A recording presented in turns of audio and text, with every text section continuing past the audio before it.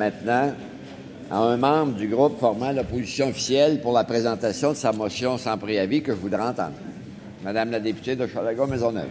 Merci, Monsieur le Président. Alors, je sollicite le consentement des membres de cette Assemblée afin de présenter conjointement avec la ministre des Relations internationales, la députée de Montarville et la députée de Gouin la motion suivante. Que l'Assemblée nationale dénonce les violences et exactions dont sont victimes des centaines de civils innocents, ainsi que les viols et les mutilations génitales commis à l'endroit des femmes et des filles à l'est de la République démocratique du Congo. Qu'elle enjoigne les gouvernements québécois et canadiens, ainsi que la communauté internationale, à se mobiliser davantage afin de faire cesser ces violations répétées des droits de la personne et de porter secours aux populations déplacées et en danger. Est-ce que cette motion est adoptée? Pas adoptée, mais est-ce qu'on accepte le débat, pardon? Oui, Monsieur le Président, il y a consentement pour le débat.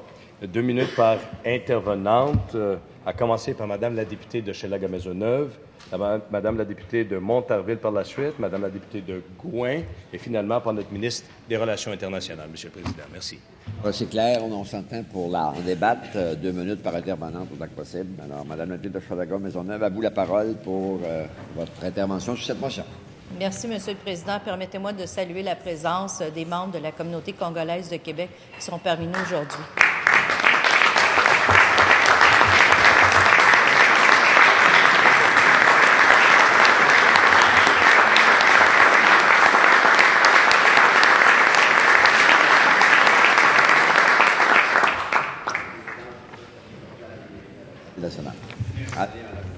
Depuis 1996, la République démocratique du Congo, et plus particulièrement les régions de l'Est du pays, subissent un conflit armé permanent, pour lequel ce sont les populations civiles qui en paient au jour le jour les conséquences.